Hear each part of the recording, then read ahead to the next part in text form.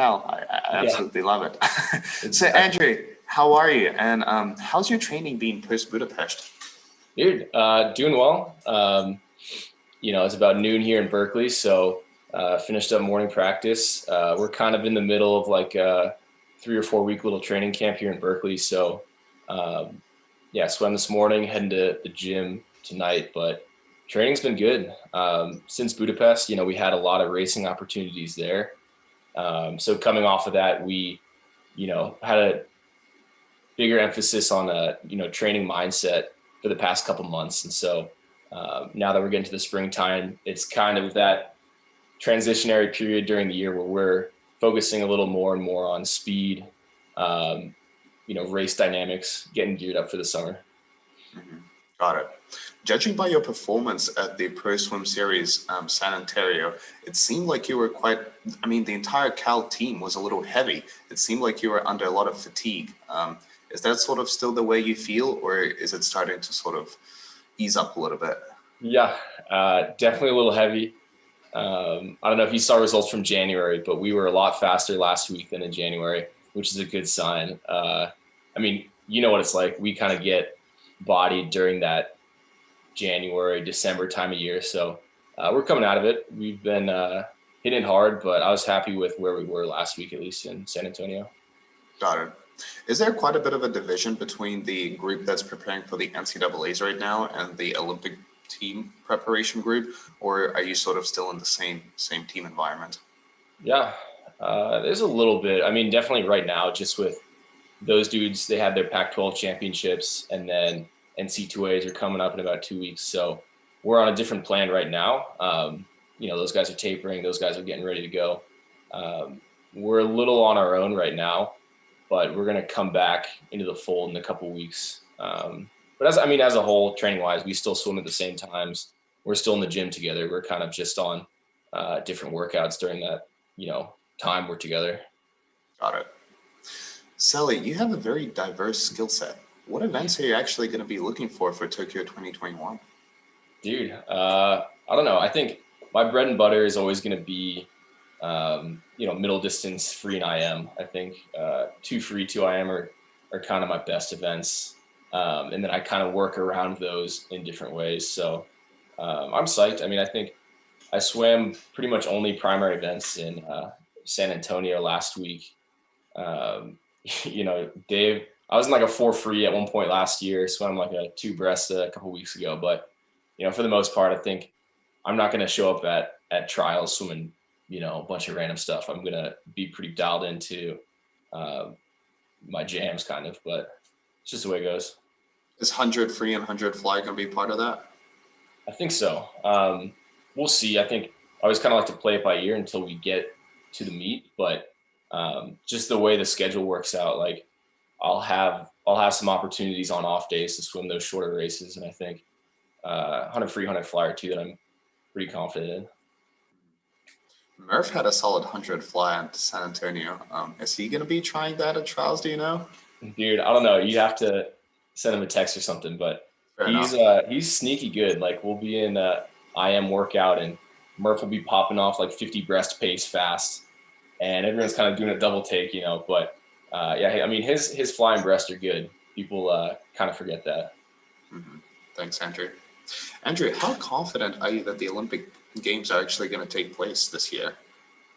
Yeah, I'm pretty confident. You look around. ISL was able to happen, and that was 6 weeks, a ton of athletes. Watching the Super Bowl, watching the NBA. They're able to put together large scale events. So I know a lot of it's under wraps, logistics wise, but I'm pretty confident. And that's the only option I have really, is to be confident, to be preparing for best case scenario. Yeah, of course, makes sense. We kind of all hope that the Olympic Games take place, because if they don't, 8 years without Olympic swimming, that would be a huge strike to the world of swimming, right? It's crazy. But Sally, what do you think about the performance of LA Current in ISL 2020 season? What would you say? Was that a successful season for your team? Yeah, what do you think? I think we were in the final. We didn't win the championship, but I think we built off of the 2020 season. There were a lot of places the first, in the inaugural season where the LA Current kind of had some holes. There were some events, maybe a sprint breaststroke, or I don't know. We kind of had to bridge the gap a little bit, and so I think we came back with a stronger roster in the second season. Kind of had the same result in the final, but it was a tougher season. Yeah, I mean, the competition was fast. The format was different, but knowing Lenny and knowing like the top guys on our roster, everyone's kind of in that mindset of like building a championship team. And I think it's only a matter of time till LA's, number one. For sure. It's also, you guys got really unlucky with the choice of skins, right? I feel like the female sprint breaststroke was a little bit of a hole for you guys, and you just keep getting hammered in that hole in a way. Dude, yeah, it was always close. Like the way it was this year with the medley relay picking the skins for the final night, we would always stack that relay to try and get backstroke skins and get Murph going, because he was one of the guys, like, we could pretty much count on him going like 22 mid, 100 times in a row or whatever the time was. So we kind of missed out on that, but I mean, it's the way it goes. Came down to the touch on that relay, so it was breaststroke skins. But we still had some good breaststrokers. We had Felipe and Will kind of hold it down for us. No, for sure. Josh was also present. Dude, yeah. But yeah, it's an interesting pattern. It seems like amazing breaststrokers or Ian Finnerty kind of start to focus a little bit more on the IM or even freestyle side of things. Josh was throwing in some fly. I wonder if that's a pattern for breaststrokers in mid-season, just to sort of put the strains off their knees a little bit and focus on other styles, or is it just a fluke, just something Josh and Ian are doing? It's kind of funny. It's like the opposite. I remember, from like the Cal breaststroke group, we had like the goon squad of breaststrokers, and they would only do 50 or 100 breasts. And so you get to ISL, and we got Prino, who's like good at 8 events on each session. So he's going to be in 2 fly, 2 breasts, 4 IM, whatever. And that's kind of true across the board. What was it? It was Iron had that 6'10" guy that was good at 100 breast and like 100 free, all these different events. Sakchi? Yeah, absolute beast. Yeah, it was insane, right? His 50 breaststroke was out of this world. And then out of nowhere, apparently the last time he did a competitive 50 fly was in 2014. And then he just decides to do it in a skins race and advances to the second round. That was absolutely mental. We were always like kind of cracking up looking at results. Like the sessions we weren't racing, LA Current, we'd be chilling in the dining hall at the hotel, and we'd see him split like a 46 mid 100 free and be like, hold up. Like, you don't see a lot of breaststrokers doing that, especially with breaststroke to sprint freestyle. Obviously, like Dressel. I kind of want to see what PD could go in like a 50 fly or something. You can probably throw down. I had a chat with Adam recently. He was actually in my previous podcast, and I brought this up. And he said we would be unpleasantly surprised. Let's put it this way. He says he can't fly kick. Fly kick is his least favorite thing to do. Yeah. So it's a bit challenging for him. But maybe if he can pull off something like a no butterfly kick breakout for a 50 freestyle, maybe that could work out. Yeah. I don't know. That dude could probably pull through a 50 fly pretty quick. I don't know. Maybe he should just do a breaststroke pull out for a 50 fly. Yeah. Call it a day. Yeah, that would be funny. Sally, but what about your own performance at ISL 2020? Were you happy with it? And what sort of feedback did Dave give you after all that? Yeah, I think for me, I kind of went into ISL this season with like, it was a real learning experience for me.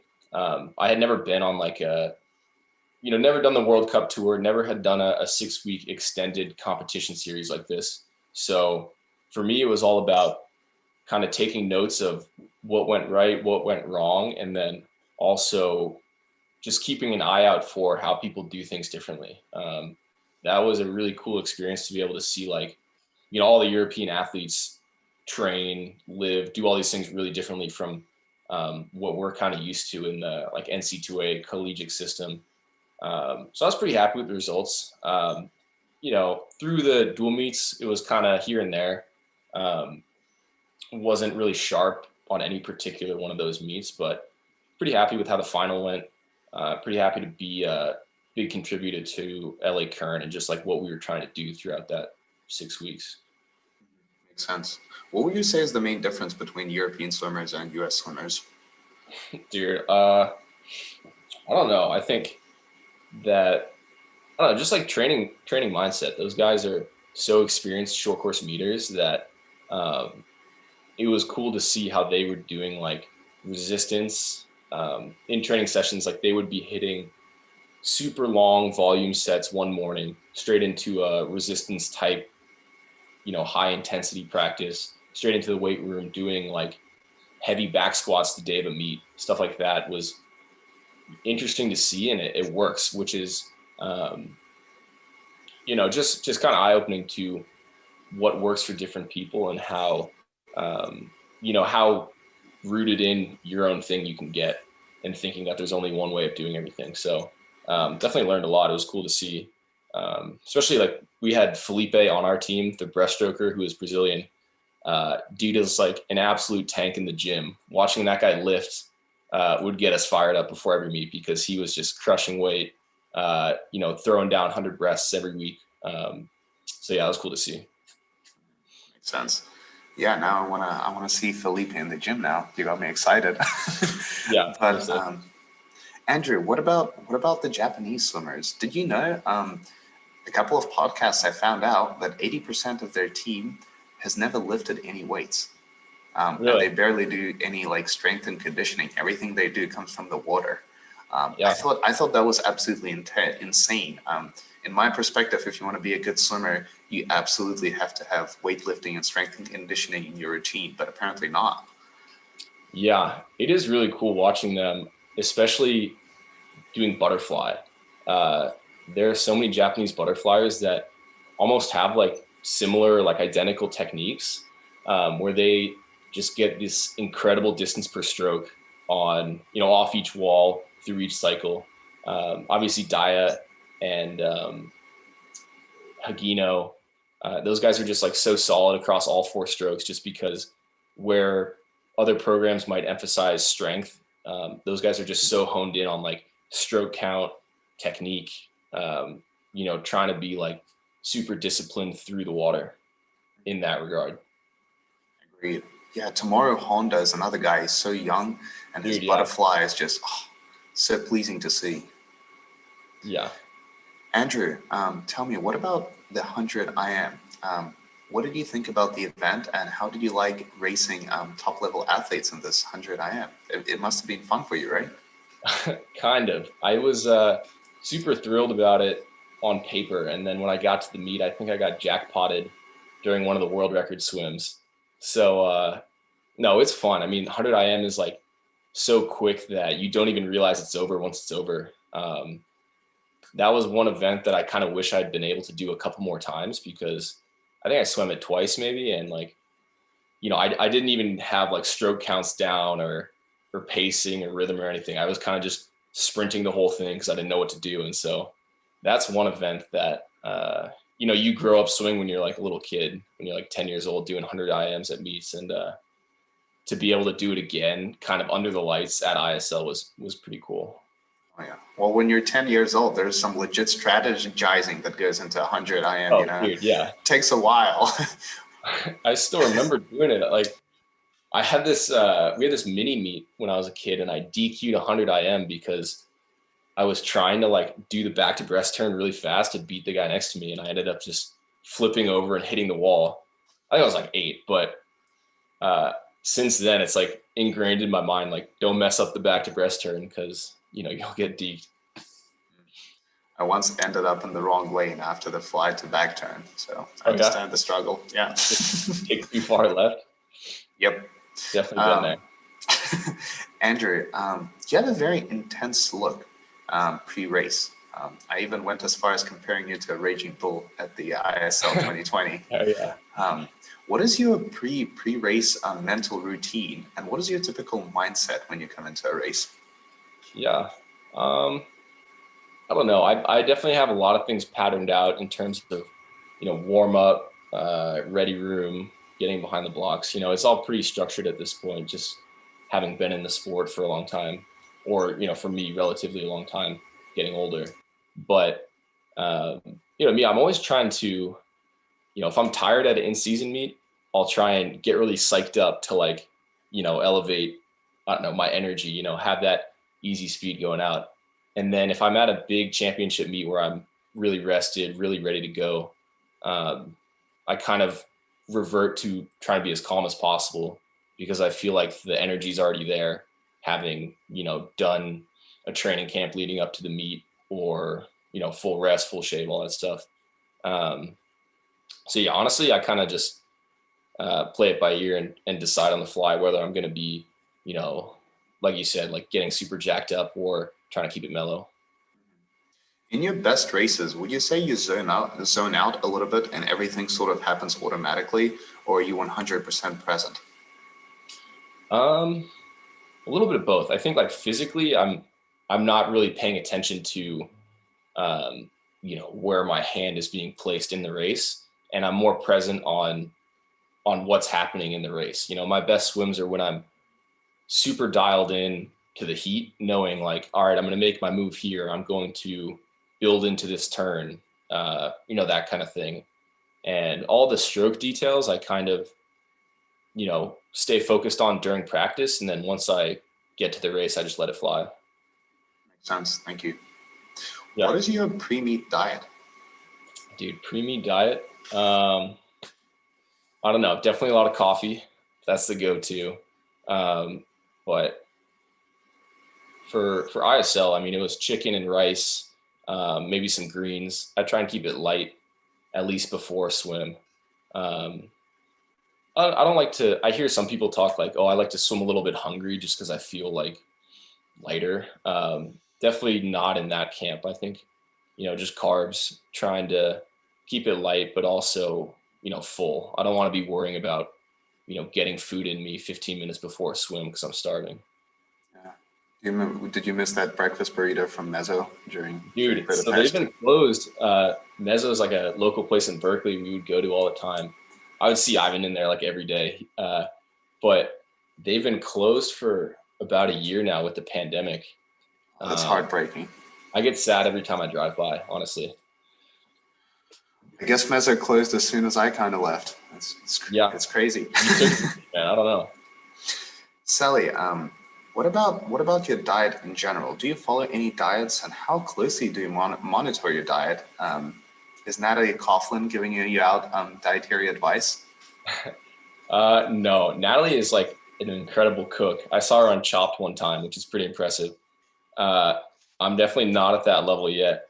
My diet is a lot of, simple foods. Like I don't mess around with cooking crazy recipes, but I'll do steak, chicken, salmon with rice or pasta, that kind of thing. I don't really follow a diet per se. I just kind of, anytime where I'm making my own food instead of eating out, I think that's a win. Trying to limit the amount of times I'm, hitting Chipotle or whatever, feels like a win to me. So other than, trying to eat healthy and trying to stay away from sweets, that's about it. What's your best meal that you can cook? Best meal. My mom makes this it's like rosemary or not rosemary. It's salmon with like thyme and like salt, pepper, lemon. That's super good. And I can make that pretty easy just because I know like how to marinate it and put all the spices and stuff on. So that's one of my favorites. And then steaks, it's easy to make a good steak just with like salt, pepper, cut up some garlic. So yeah, I mean, those are my two go-tos. Definitely like to go crazy on that sometimes. Man, I haven't had dinner yet, and you're making me salivate. We have to switch themes. It's like lunchtime here, and I'm thinking about making a steak now. Might do it. Sally, a traditional place for swimming trips of the men's Cal swim team is OTC in Colorado Springs, which is approximately 1,800 meters or 5,900 feet above sea level. What value do you see in training in the altitude, and what are the dangers? Yeah, so the Colorado trip is like a big part of our team culture. It's like the thing everyone talks about every year, especially, as a freshman. I'm sure you'd remember, like, you're kind of scared about that winter training trip just because of. Oh, you're terrified. Yeah.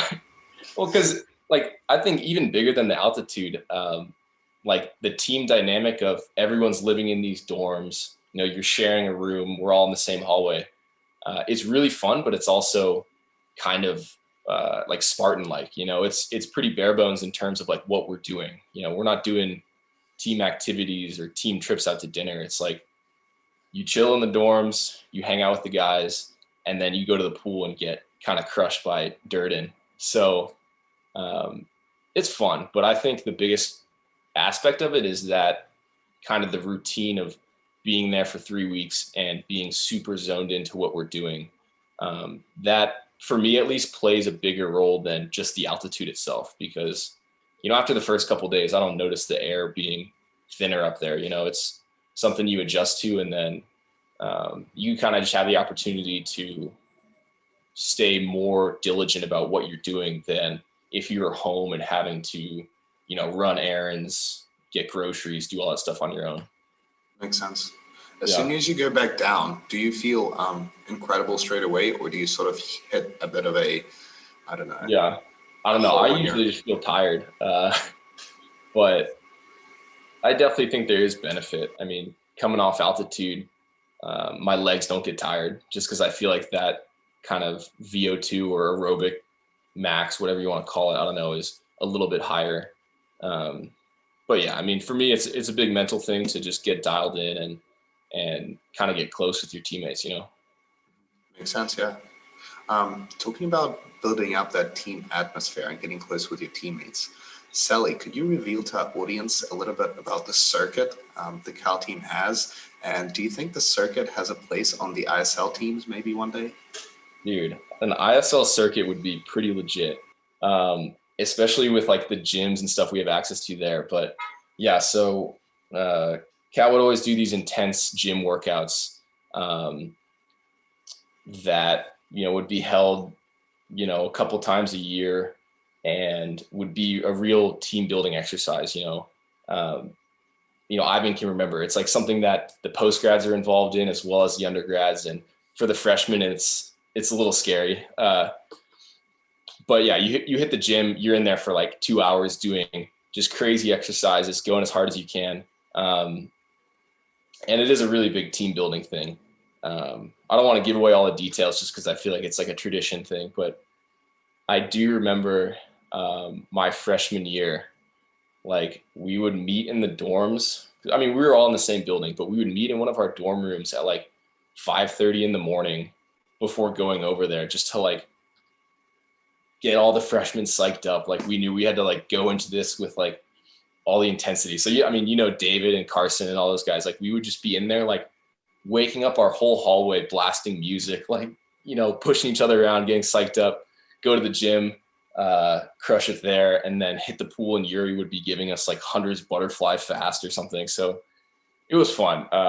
One of those memories that like, looking at it right now, it's like, I do not want to do that workout today because I would get crushed, but it is super fun to do and kind of a good memory I have from growing up on the college team.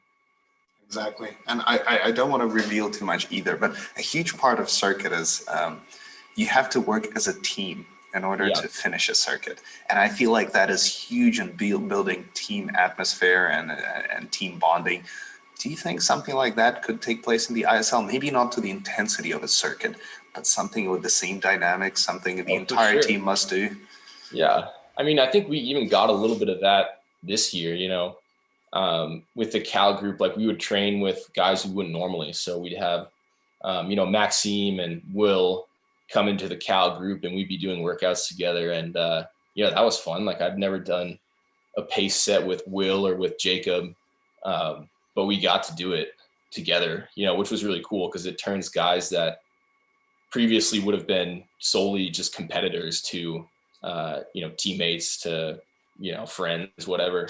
I feel like we got paired up on a circuit exercise one time doing like boxing. Yeah. Like I remember like hitting the bag with you, like going crazy. Like I feel like we both kind of respond to the same kind of motivation. Like we were both yelling, just getting fired up that way. And yeah, I mean, it's fun stuff. And I think that, in an ISL situation, it would work out great. Exactly. Totally agreed. Sally, switching themes a little bit. How did you get into swimming? Swimming. Honestly, I just did it because my older brother was doing it. I feel like that's how it kind of always goes for like younger siblings. My brother was a swimmer.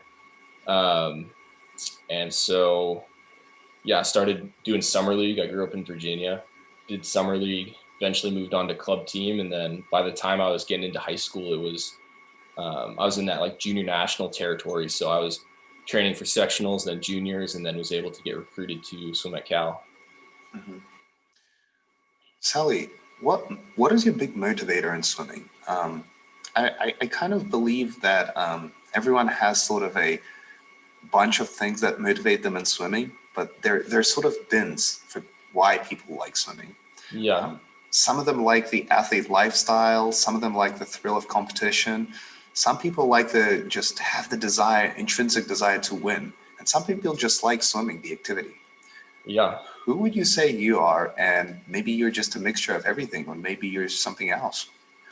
Dude, I don't know. That's pretty philosophical. I honestly think like I do really love just being in the water.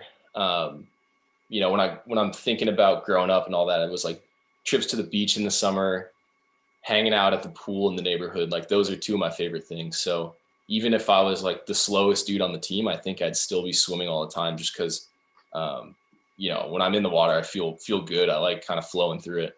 That being said, like competitively, I feel like I always kind of have something to prove. I don't want to ever concede losing to someone in anything. So you combine those two things and it's like, I love to do this. I love to swim. And then I'm not going to lose to you, Ivan, or like anyone else. So I'm going to try and, hold it down and be competitive that way too. Makes sense. Did you ever have sort of lows in your swimming career when you thought like, man, I just don't feel like I want to do this anymore?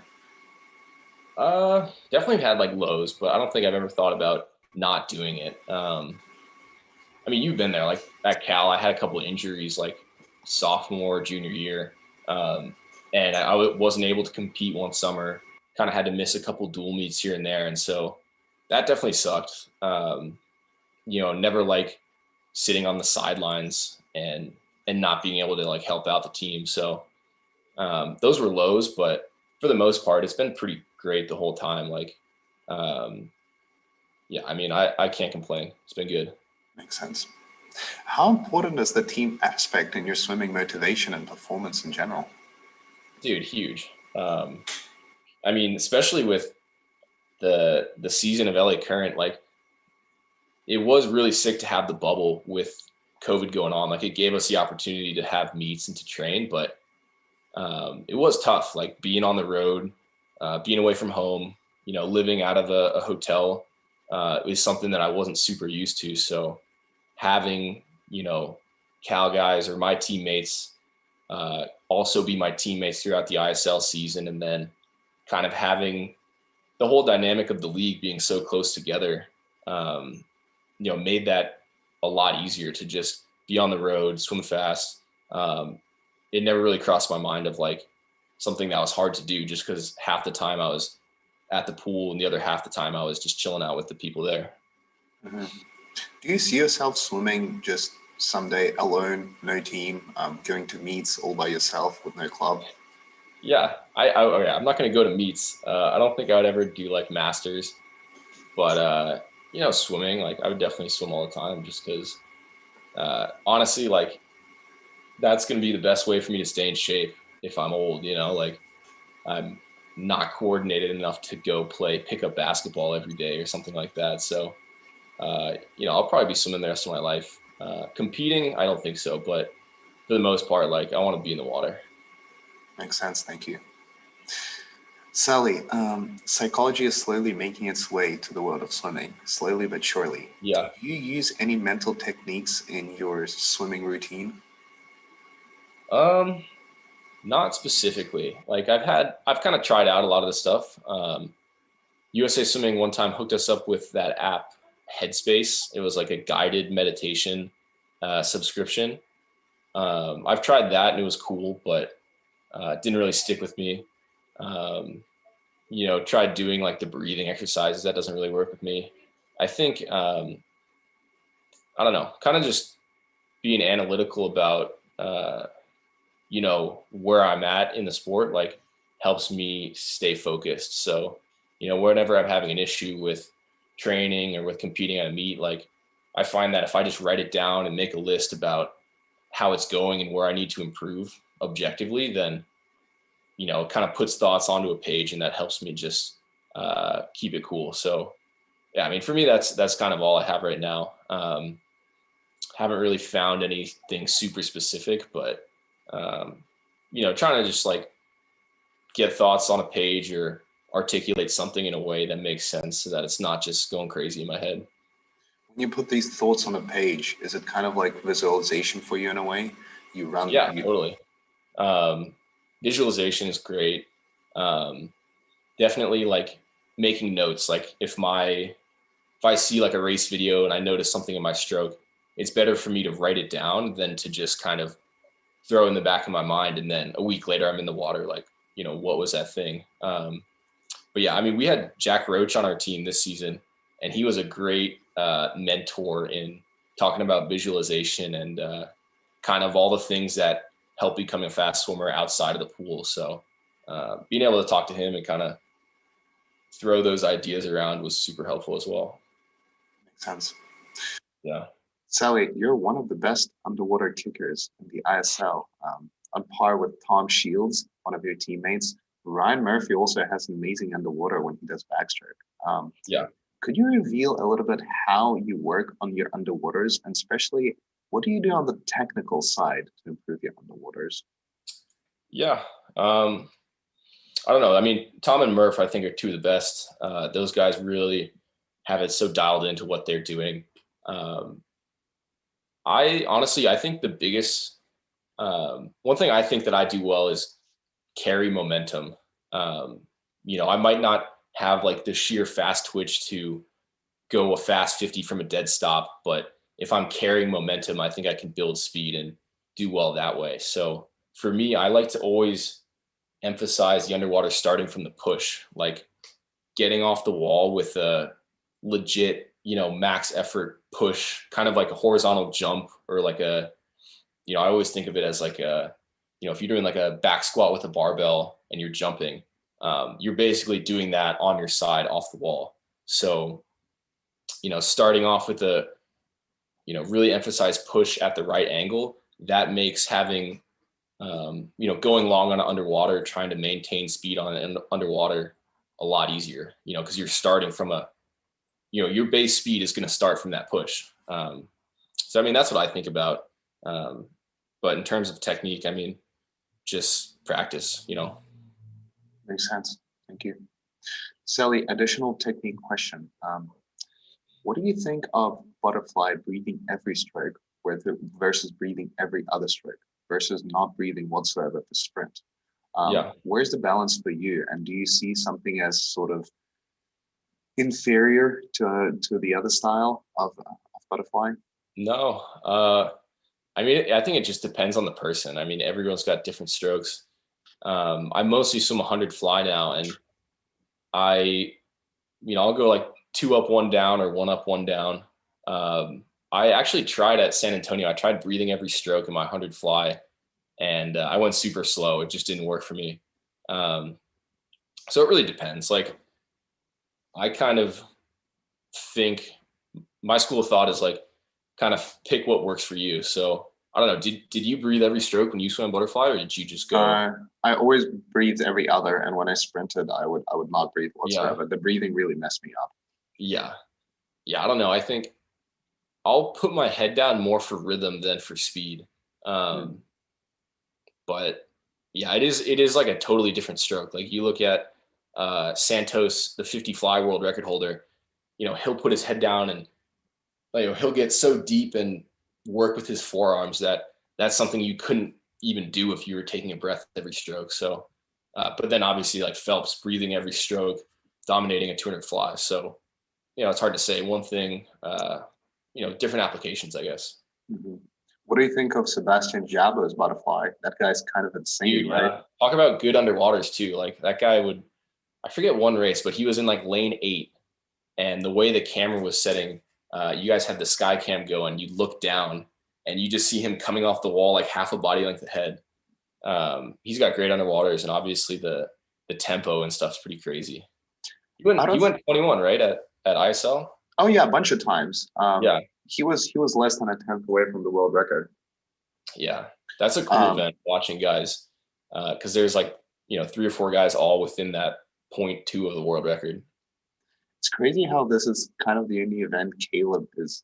I mean, this is his kind of signature event, but he's not really competitive when it comes to Sebastian Jaba and Nicolas Santos. These guys are on another level. It's kind of insane. It's crazy, dude. I'm telling you, we got to get some of these NC2A guys that really rip a 50 fly. I mean, you've seen it with some of the guys at Cal, but I want to see them move and just go like 50 fly short course meters and pop off. Mm-hmm. Oh man, I can't wait to see the graduating class of Cal during ISL next season. It will be insane. Oh, dude, a little Hoffer 50 fly action, that'd be cool. Peace, dude. Yeah, that'd be sick. Can't wait. But Sally, with this being said, let's move to a round of fan questions. We'll start with the longer ones, and then we'll proceed to the shorter ones. Yeah. So to start things off, one of our fans wants to know, what is your sleep schedule, and do you suffer from insomnia pre-meet? No. Honestly, I think I got lucky genetically or whatever. Like I've never really had too much trouble sleeping. So, I mean, sleep schedule for me, as long as I know that I'm getting, 8 hours, I feel like I'm good. And that's kind of the baseline. If I dip below that, I know I can, I know I'm going to be tired and I'm going to need to take a nap, or I'm going to need to, just be aware that I was less than that 8 hours. So the way our practice schedule works, we have the early morning 6 a.m.s, alternating days. So it's like, I got to be in bed at 9 if I want to get up at 5. And then days where I can sleep in, maybe I'll be up an hour or two later, but, try and get, 9 hours, 10 hours then if I can. I mean, sleeping is like it's not one of those things you can really bank up. I can't sleep for 12 hours one night and then get 3 hours the next day and think I'll be good. Some people think they can. Yeah, I've tried it, studying for a test or whatnot, but it does not work that way. I mean, just consistency is the key. Like, if I can be consistent, I should be fine. For sure. And you sleep in the day? You're a day sleeper? I'll nap occasionally, but I feel like, if I nap, it's going to be like a 3-hour nap, and then I'm going to be like wired at 10 p.m. So I'll nap if I need to, but for the most part, I'll stay up during the day and then just sleep well at night. Makes sense. Thank you. Sally, what is the difference between a good swimmer and a great swimmer for you? Dude, it's hard to say. Like, you can have guys that are, maybe not the fastest on paper, but bring a lot to the team dynamic, or, are fun to be around. Like, those are great swimmers too. Or you can have, obviously you could have someone that's setting a world record. That's a great swimmer too. So, I mean, I don't know. I think it's all about just, swimming to me, I mean, it's like the enjoyment you get out of it. Like, it's competitive and it's tough, but if you love doing it, objectively, the times aren't as important for everyone. So, yeah. Makes sense. Thank you. Sally, one of our fans wants to know, what does it actually feel like to represent LA Current for you? Dude, pretty cool. Especially that first season, like being a part of the first season of the International Swim League was really different. It wasn't, I don't know. It kind of brought back memories of of growing up swimming at like a high school meet, because it was like these small dual meets that are pretty intense and everyone knows each other. So it really kind of evolved into, you know, we're on this team and we're swimming, you know, these guys from the other school or the other neighborhood, which I really liked. You know, I think that team dynamic was strong in the ISL, and that was a really important part of making it successful, because there became a lot of team identity for people across the league, whether they're representing LA or representing Cali Condors or Team Iron or whatever. They were all pretty invested in the culture of their team trying to win that championship. Makes sense. Thank you. Yeah. Next question is sort of an interesting one, but it was highly requested.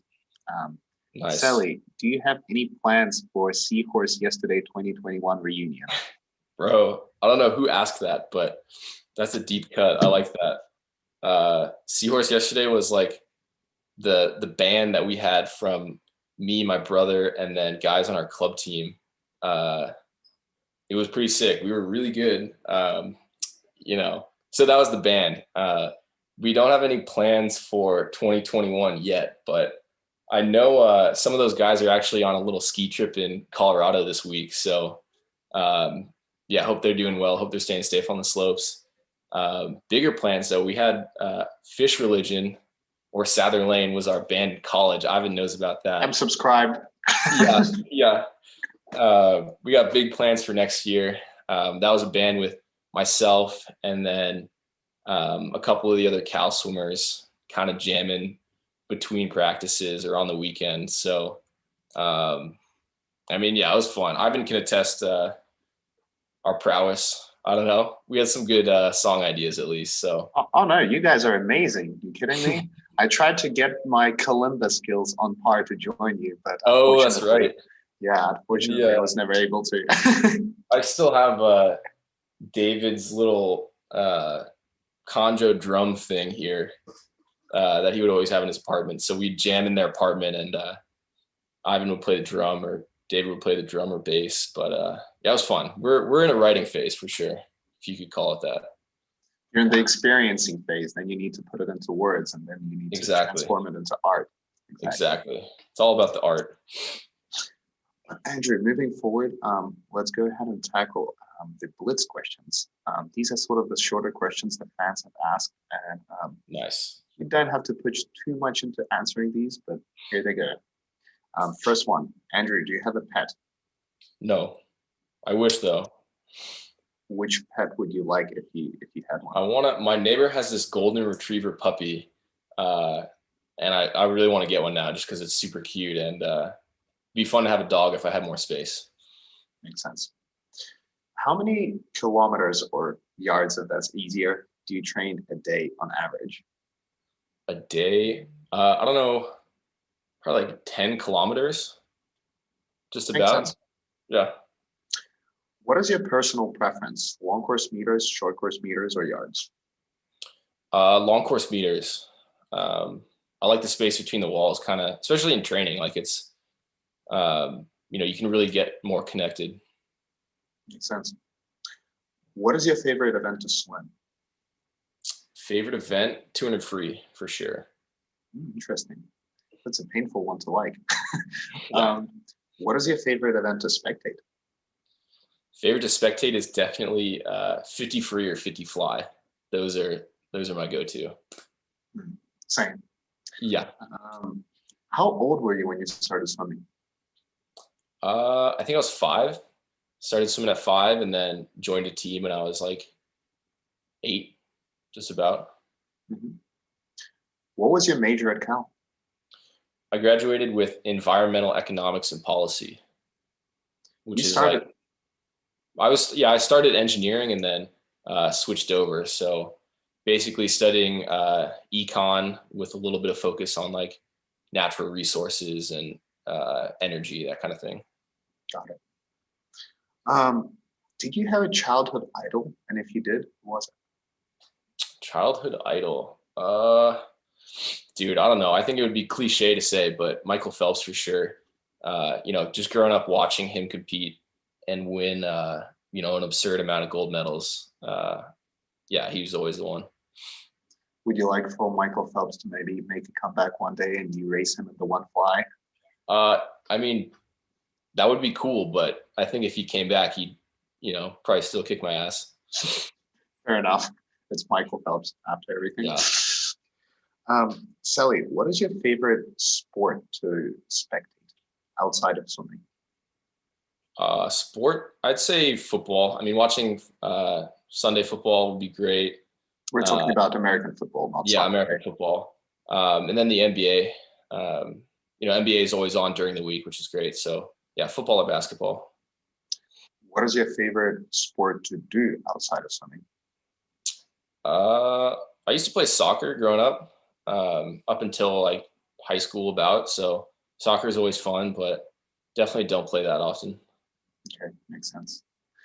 Well, thank you, Sally. And this about concludes our round of Blitz questions. And Nice. I know you're a busy swimmer. It is Friday at Cal. You have a double today, so I don't want to keep you on this podcast for too long.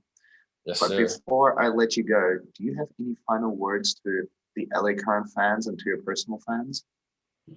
No, just stay tuned. I think LA Currents, it's under wraps, but we'll be big for season 3. Definitely looking to put together a really competitive roster and be back again for another season. So yeah, thanks for having me. It's been great. Hope you're doing well, Ivan. Oh, I'm doing great. I'm glad you're doing good also. It's been a Nice. nice discussion. And Yeah. ladies and gentlemen, this was Andrew Seliskar for you. Once again, thank you so much for joining this podcast. And for everyone watching, please tune in. Next podcast will happen the upcoming Wednesday. It will be an athlete individual podcast. Tune in. Nice. And have a great evening, everyone, or day, or whatever